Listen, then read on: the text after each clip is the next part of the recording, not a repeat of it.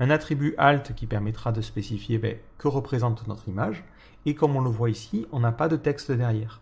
On n'a pas de balise fermante. Donc ça, c'est un élément vide, c'est-à-dire que c'est un élément qui n'a pas besoin d'être fermé. Vous l'ouvrez, vous utilisez simplement cette balise pour représenter un élément.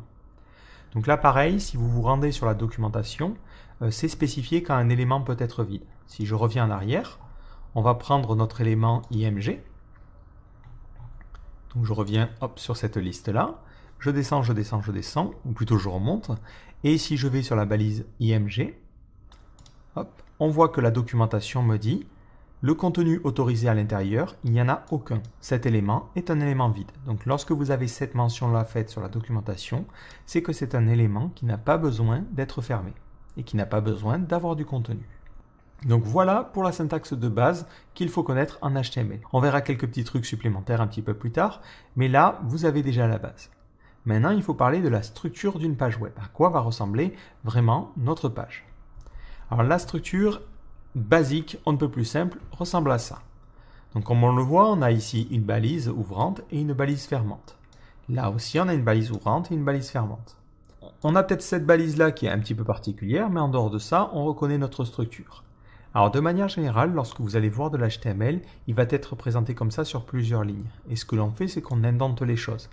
C'est-à-dire qu'on met au même niveau les mêmes balises. Donc par exemple, j'ai deux espaces avant cette balise head, ce qui me permet de retrouver visuellement plus facilement la balise fermante. Et ce qui vous permet justement d'éviter le problème dont on a parlé tout à l'heure, qui était qu'on fermait une balise un peu trop tôt. Donc ça, c'est quelque chose que l'on va prendre l'habitude de faire, de correctement indenter les choses pour pouvoir s'y repérer. Donc la structure d'une page web est toujours la même. On va d'abord avoir ce que l'on appelle le doctype.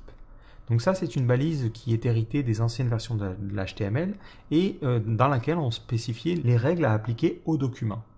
Parce que pendant un moment, l'HTML a subi pas mal de mutations et on s'est retrouvé avec plusieurs versions du langage qui étaient disponibles en même temps. Donc il a fallu pouvoir indiquer au navigateur quelle version de l'HTML on utilisait. Donc on avait des balises plus ou moins complexes qui permettaient justement de spécifier les règles qu'on en allait appliquer à notre document. Donc aujourd'hui, rassurez-vous, c'est beaucoup plus simple.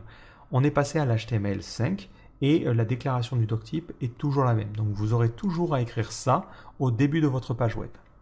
Voilà, sachez que c'est juste un vestige des moments où on avait différentes règles. Mais aujourd'hui, tous nos documents vont utiliser cette version 5 de l'HTML et auront du coup ce doctype de déclaré en haut. Ensuite, on aura un élément HTML. Donc cet élément HTML